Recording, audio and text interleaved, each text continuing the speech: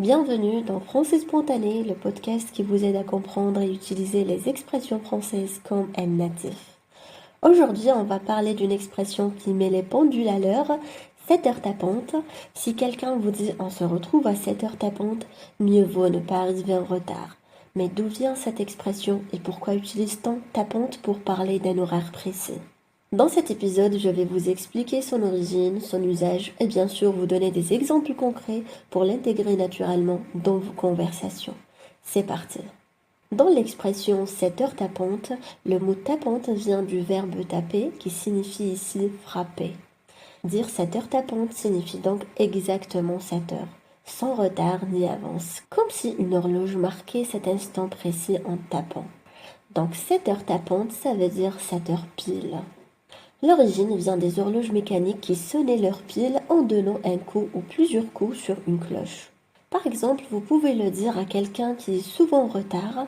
Vous lui dites « On prend le train demain matin à 7 heures ?»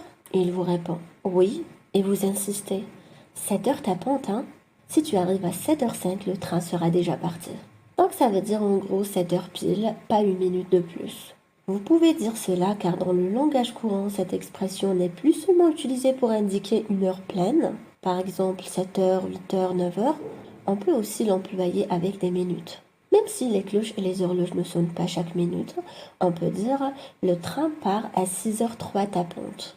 Donc l'ajout de tapante insiste sur le fait que l'événement se produira exactement à cet instant sans retard. Vous pouvez par exemple entendre un guide touristique dire à son groupe « Le bus part à 10h tapante ». Si vous arrivez à 10h01, il sera déjà parti. Donc soyez là à 10h tapante, pas plus tard. Donc voilà pour aujourd'hui, j'espère que tu as apprécié cet épisode. Je te rappelle que tu peux télécharger gratuitement la fiche PDF qui reprend toutes les explications et tous les exemples de ce podcast. C'est dans la description, tu peux y aller dès maintenant. Donc merci à vous, n'hésitez pas à me rejoindre sur mon cours gratuit sur YouTube. Chacun de mes articles est accompagné d'un fichier PDF qui est dans la description de cette vidéo. Si tu as aimé, mets un petit j'aime, un petit pouce en l'air, ça fait toujours plaisir et ça nous aide à choisir les sujets qu'on aborde sur la chaîne. Et bien sûr, abonne-toi à la chaîne YouTube de Français Spontané en activant les notifications pour ne rien manquer. Merci de m'avoir écouté et je vous dis à très bientôt pour un nouvel épisode du podcast.